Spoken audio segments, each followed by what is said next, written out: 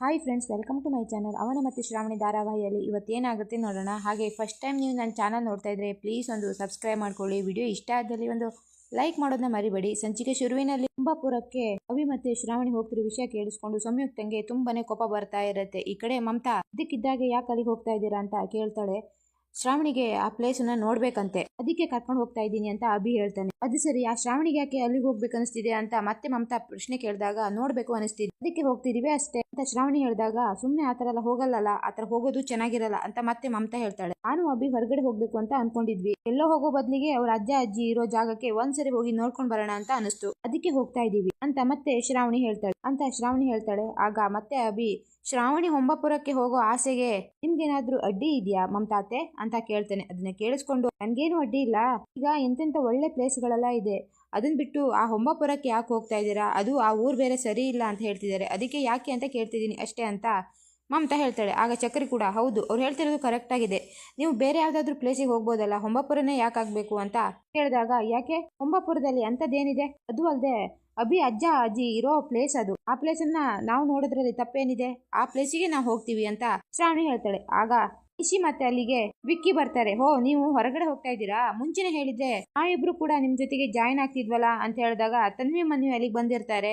ನಿಮ್ಗೆ ಗೊತ್ತಾಗ್ಬಾರ್ದು ಅಂತಾನೆ ಅವರಿಬ್ರು ಈ ತರ ಹೋಗ್ತಾ ಇರೋದು. ಏನ ವಿಕ್ಕಿ, ನಿನಗ್ ಹೋಗ್ಬೇಕಂದ್ರೆ ನೀನ್ ಸಪ್ರೇಟ್ ಆಗಿ ಹೋಗ್ಬೋದಲ್ವಾ, ಕಬಾಬ್ ಮೇ ಕಡ್ಡಿ ತರ ನೀನ್ ಯಾಕೆ ಮಧ್ಯೆ ಹೋಗ್ತೀಯ ಅಂತ ಹೇಳ್ಬಿಟ್ಟು ತನ್ವಿ ಮನ್ವಿ ನಗ್ತಾ ಇರುವಾಗ ನಿಶಿಗೆ ಕೋಪ ಬರುತ್ತೆ. ಏಯ್, ನಾವ್ ಯಾಕೆ ಅಂತ ಚೀಪ್ ಪ್ಲೇಸಿಗೆಲ್ಲ ಹೋಗೋದು, ನಾವೇನೇ ಇದ್ರು ಫಾರಿನ್ ಪ್ಯಾರಿಸ್ ಅಂತ ಟ್ರಿಪ್ ಹೋಗ್ತೀವಿ, ಅಂತ ಜುಜ್ಬಿ ಊರಿಗೆಲ್ಲ ಹೋಗಲ್ಲ, ಅಂತ ಲೋಕಲ್ ಏನೇ ಇದ್ರು ಇವ್ರಿಬ್ರಿಗೆ ಸರಿ ಅಂತ ಅನಿಶಿ ಹೇಳ್ತಾಳೆ. ಅದನ್ನ ಕೇಳಿಸ್ಕೊಂಡು ಸರಿ ಆಯ್ತು ನಾವಿನ್ನು ಬರ್ತೀವಿ ಅಂತ ಹೇಳ್ಬಿಟ್ಟು ಅಭಿ ಮತ್ತೆ ಶ್ರಾವಣಿ ಅಲ್ಲಿಂದ ಹೊರಡ್ತಾಳೆ. ಇದನ್ನೆಲ್ಲ ಕೇಳಿಸ್ಕೊಂಡು ಸಂಯುಕ್ತಂಗೆ ಕೋಪ ಬರ್ತಾ ಇರುತ್ತೆ. ಏನಕ್ಕ ಅವ್ರು ಹೋಗ್ತಾ ಇದ್ರು, ನೀನ್ ಒಂದು ಮಾತಾಡಿಲ್ಲಲ್ಲ ಅಂತ ಮಮತಾ ಹೇಳ್ತಾ ಇದ್ರು, ಅದನ್ನ ಕೇಳಿಸ್ಕೊಳ್ದೆ ಸೀದಾ ರೂಮೊಳಗೆ ಹೋಗ್ಬಿಟ್ಟು ಅದಿರಾ ಅಂತ 3-4 ಸಾರಿ ಸಂಯುಕ್ತ ಕರೀತಾಳೆ. ಎಷ್ಟ್ ಕರೆದ್ರು ಅದಿರಾ ಬರೋದಿಲ್ಲ. ಆಗ ಎಲ್ಲಿದ್ಯಾ ಅದಿರಾ, ನನ್ ಕಣ್ಮುಂದೆ ಬಾ ಅಂತ ಸಂಯುಕ್ತ ಕಿರಿಸಿದಾಗ ಅದಿರಾ ಎದುರುಗಡೆ ಬರ್ತಾನೆ. ಯಾಕೆ ಅಷ್ಟೊಂದು ಗಂಟ್ಲು ಹೊರದೋಗುವಾಗೆ ಕಿರಿಸ್ಕೊಂತಿದ್ಯಾ ಸಂಯುಕ್ತ ಅಂತ ಅದಿರಾ ಕೇಳ್ತಾನೆ. ಈ ಕಡೆ ನಿಶಿ ಸಂಯುಕ್ತ ಹೋಗ್ತಾ ಇರೋದು ನೋಡ್ಕೊಂಡು ಅವಳನ್ನ ಫಾಲೋ ಮಾಡಿ ಡೋರ್ ಹತ್ರ ಬಂದಿರ್ತಾಳೆ. ಹಾಗೆ ಡೋರಿಗೆ ಕಿವಿ ಕೊಟ್ಟು ಮಾತಾಡೋದ್ನೆಲ್ಲ ಕೇಳಿಸ್ಕೊಂತಾ ಇರ್ತಾರೆ. ಈ ಹೆಂಗಸು ಪುನಃ ಅದೇ ಹೆಸರನ್ನ ಕೂಗ್ತಾ ಇದೆಯಲ್ಲ, ಏನಾಗಿದೆ ಈ ಹೆಂಗಸಿಗೆ ಅಂತ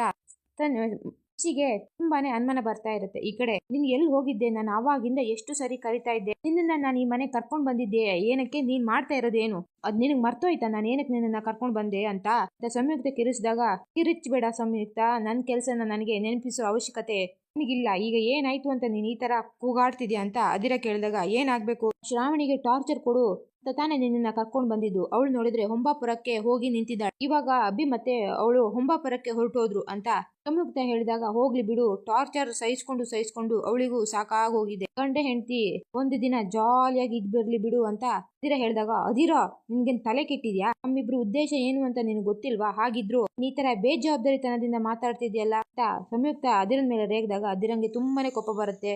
ಹಾಗೆ ಅವಳು ಕುತ್ತಿಗೆಗೆ ಏನೋ ಚೂಮಂತರ ಮಾಡಿ ಅವಳ ಕುತ್ತಿಗೆನ ಜೋರಾಗಿ ಹಿಚ್ಕಕ್ ಸ್ಟಾರ್ಟ್ ಮಾಡ್ತಾನೆ.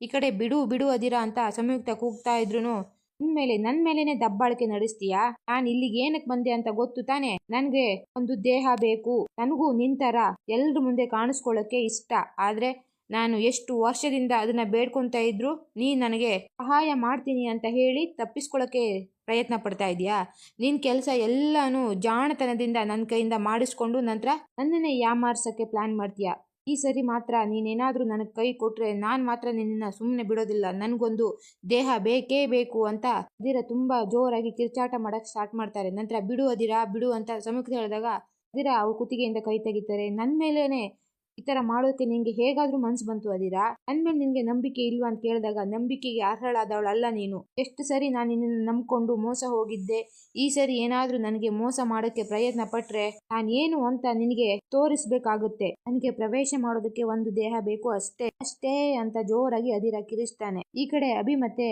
ಶ್ರಾವಣಿ ಕಾರಲ್ಲಿ ಹೋಗ್ತಾ ಇರ್ತಾರೆ. ಹೊಂಬಾಪುರಕ್ಕೂ ಹೋಗ್ಬೇಕು ಅಂತ ಆಸೆ ಪಟ್ಟೆ, ಈಗ ನಿನ್ನ ಆಸೆ ಪ್ರಕಾರ ನಾವಿಬ್ರು ಹೋಗ್ತಾ ಇದೀವಿ, ಆದ್ರೆ ನೀನ್ ನೋಡಿದ್ರೆ ಎಲ್ಲೋ ಕಳೆದೋಗಿದೆಯಲ್ಲ ಶ್ರಾವಣಿ ಅಂತ ಅಭಿ ಪ್ರಶ್ನೆ ಕೇಳ್ತಾನೆ. ಹಾಗೇನು ಇಲ್ಲ ಅಭಿ, ನಾನು ಕೂಡ ಹೊಂಬಾಪುರದ ಬಗ್ಗೆನೇ ಯೋಚನೆ ಮಾಡ್ತಾ ಇದ್ದೆ ಅಂತ ಶ್ರಾವಣಿ ಹೇಳಿದಾಗ, ಹೋ ಹೌದಾ, ಇಂಟ್ರೆಸ್ಟಿಂಗ್, ಏನ್ ಯೋಚನೆ ಮಾಡ್ತಿದ್ದೆ ಅಂತ ಅಭಿ ಕೇಳ್ತಾನೆ. ನಿನಗೆ ಹೊಂಬಾಪುರದ ಬಗ್ಗೆ ಏನೇನ್ ನೆನಪಿದೆ ಅಭಿ ಅಂತ ಶ್ರಾವಣಿ ಕೇಳಿದಾಗ, ಈಗ ನನ್ನ ನೆನಪು ಬಗ್ಗೆ ಯಾಕೆ ಕೇಳ್ತಾ ಇದೀಯಾ, ಬಿಡು ಶ್ರಾವಣಿ ಅಂತ ಅಭಿ ಹೇಳ್ತಾನೆ. ತಿಳ್ಕೊಬೇಕು ಅನಿಸ್ತು ಅಭಿ, ಅದಕ್ಕೆ ಕೇಳ್ದೆ ಅಂತ ಮತ್ತೆ ಶ್ರಾವಣಿ ಹೇಳ್ತಾಳೆ. ಆಕ್ಚುಲಿ ನನ್ಗೆ ಅಷ್ಟೆಲ್ಲ ನೆನಪಿಲ್ಲ ಶ್ರಾವಣಿ, ನಾನೇ ಮನಸ್ಸು ಮಾಡ್ಬಿಟ್ಟು ನಾನು ಹಳೆ ನೆನಪನ್ನೆಲ್ಲ ಮರ್ತು ಬಿಟ್ಟಿದ್ದೀನಿ ಶ್ರಾವಣಿ ಅಂತ ಹೇಳಿದಾಗ, ಯಾಕೆ ಅಂತ ಶ್ರಾವಣಿ ಕೇಳ್ತಾಳೆ. ಅಪ್ಪ ಅಮ್ಮ ಹೋದ್ಮೇಲೆ ಆ ಜಾಗದ ಬಗ್ಗೆ ಇರೋ ನೆನಪುಗಳನ್ನೆಲ್ಲ ನಾನು ಇರೇಸ್ ಮಾಡ್ಕೊಬಿಟ್ಟೆ ಶ್ರಾವಣಿ. ಆ ಜಾಗ ನೆನಪಾದಾಗ ನನಗೆ ಅಪ್ಪ ಅಮ್ಮನೂ ನೆನಪಾಗ್ತಾರೆ. ಆಗ ನನಗ್ ಹರ್ಟ್ ಮಾಡ್ಕೊಳ್ಳೋದ್ ಬಿಟ್ರೆ ಬೇರೆ ದಾರಿನೇ ಇರಲ್ಲ. ಹರ್ಟ್ ಆದ್ರೆ ಸಮಾಧಾನ ಮಾಡೋಕೆ ಯಾರು ಇರೋದಿಲ್ಲ. ಹಾಗಾಗಿ ನೆನ್ಪು ಮಾಡ್ಕೊಳ್ಳೋದೇ ಬೇಡ ಅಂತ ಡಿಸೈಡ್ ಮಾಡ್ಬಿಟ್ಟೆ ಅಂತ ಶ್ರಾವಣಿ ಅಭಿ ಹೇಳಿದಾಗ, ಸಂಯುಕ್ತ ಅಮ್ಮ ಇರ್ಲಿಲ್ವಾ ನಿನಗ್ ಸಮಾಧಾನ ಮಾಡೋಕೆ ಅಂತ ಶ್ರಾವಣಿ ಕೇಳ್ತಾಳೆ. ಎಲ್ಲ ವಿಷಯನೂ ಅವ್ರ ಹತ್ರ ಹೇಳ್ಕೊಳಕ್ ಆಗ್ತಿರ್ಲಿಲ್ಲ ಶ್ರಾವಣಿ ಅಂತ ಅಭಿ ಹೇಳಿದಾಗ, ಯಾಕೆ ಸಂಯುಕ್ತ ಅಮ್ಮ ರೆಸ್ಪಾನ್ಸ್ ಮಾಡ್ತಿರ್ಲಿಲ್ವಾ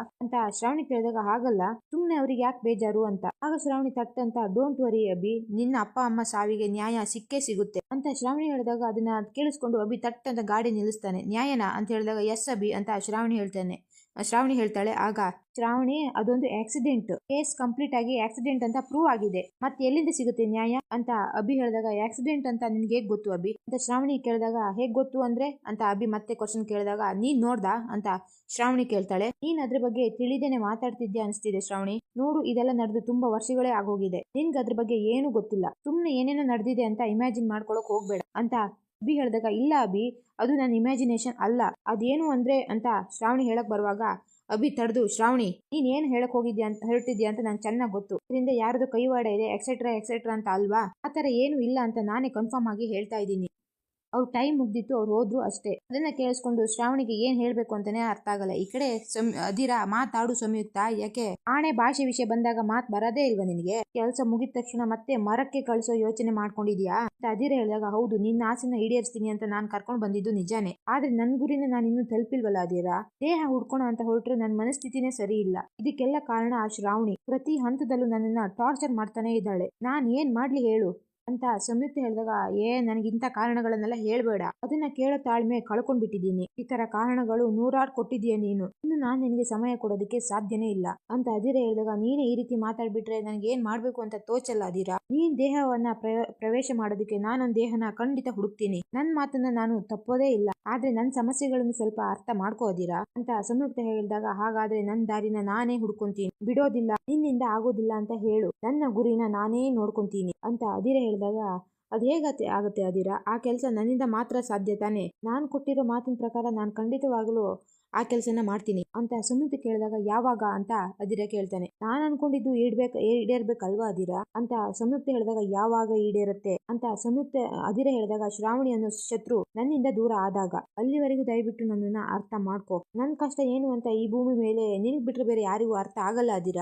ನನ್ ಕಷ್ಟನ ತಗೊಂಡು ಯಾರತ್ರ ಹೋಗಿ ಏನಂತ ಹೇಳ್ಕೊಳ್ಳಿ, ನೀನ್ ಇಲ್ದೆ ನನ್ ಗುರಿ ಮುಟ್ಟಕ್ಕೆ ಸಾಧ್ಯನೇ ಇಲ್ಲ ಅದಿರ ಅಂತ ಸಂಯುಕ್ತ ಹೇಳಿದಾಗ, ಸರಿ ಆಯ್ತು, ಈಗ ನಾನು ಏನ್ ಮಾಡ್ಬೇಕು ಹೇಳು ಅಂತ ಅದಿರ ಹೇಳ್ತಾನೆ. ಈ ಕಡೆ ಶ್ರಾವಣಿ ನಿಶಿ ಅದನ್ನೆಲ್ಲ ಕೇಳಿಸ್ಕೊಂಡು, ಒಳಗಡೆ ಇವ್ರು ಏನು ಸೀಕ್ರೆಟ್ ಮೇಂಟೈನ್ ಮಾಡ್ತಿದಾರಲ್ಲ, ಅದನ್ನ ಕಂಡು ಹಿಡಿದ್ರೆ ಈ ಮನೆನ ನನ್ ಕಂಟ್ರೋಲ್ ತಗೊಳಕ್ಕೆ ತುಂಬಾನೇ ಈಸಿ ಆಗುತ್ತೆ, ಎಸ್ ಇದನ್ನ ಕಂಡು ಹಿಡಿಲೇಬೇಕು ಅಂತ ನಿಶಿ ಅನ್ಕೊಂತಾಳೆ. ನಂತರ ಮುಂದಿನ ಸಂಚಿಕೆಯಲ್ಲಿ ಸಂಯುಕ್ತ ರಾತ್ರಿ ಅಷ್ಟೆಲ್ಲ ಟಾರ್ಚರ್ ಅನುಭವಿಸಿ ಬೆಳಿಗ್ಗೆ ಅಭಿನ್ ಕರ್ಕೊಂಡು ಹೊಂಬಾಪುರಕ್ಕೆ ಹೋಗ್ತೀಯ ಅಂದ್ರೆ ನಿನಗೆ ಎಷ್ಟು ಹಠ ಇದೆ ಅಂತ ನನಗೆ ಅರ್ಥ ಆಗುತ್ತೆ. ನನ್ನ ಶಕ್ತಿನ ಪರೀಕ್ಷೆ ಮಾಡ್ತೀಯ ನೀನ್ ಮುಟ್ಟಿರೋದು ಎಂತ ಕೆಂಡ ಅಂತ ನಾನ್ ತೋರಿಸ್ತೀನಿ. ಹೊಂಬಾಪುರಕ್ಕೆ ಹೋಗ್ತೀಯಾ, ಅಲ್ಲಿ ಹೋಗಿ ನನ್ನನ್ನೇ ನಾಶ ಮಾಡ್ಬಿಡ್ತೀಯ ನೀನು, ನಿನ್ ಹಠ ದ್ವೇಷ ಕಿಚ್ಚು ಎಲ್ಲ ಹೊಂಬಾಪುರದಲ್ಲೇ ನಾಶ ಆಗುತ್ತೆ, ರಕ್ತ ಕಾರಿ ನೀನೇ ನನ್ ಕಾಲ್ ಬಂದು ಹಿಡ್ಕೊಳ್ಳೋ ಹಾಗೆ ಮಾಡಿ ನಾನ್ ಮಾಡ್ತೀನಿ ಅಂತ ಸಂಯುಕ್ತ ತುಂಬಾ ಕೋಪದಲ್ಲಿ ಹೇಳ್ತಾ ಇರ್ತಾಳೆ. ಅಲ್ಲಿಗೆ ಈ ಸಂಚಿಕೆ ಮುಕ್ತಾಯವಾಗುತ್ತೆ. ಈ ವಿಡಿಯೋ ನಿಮ್ಗೆ ಇಷ್ಟ ಆದಲ್ಲಿ ಪ್ಲೀಸ್ ಒಂದು ಲೈಕ್ ಮಾಡಿ, ಸಬ್ಸ್ಕ್ರೈಬ್ ಮಾಡಿ, ಶೇರ್ ಮಾಡಿ. ಸಿಗ್ತೀನಿ ನೆಕ್ಸ್ಟ್ ವಿಡಿಯೋದಲ್ಲಿ.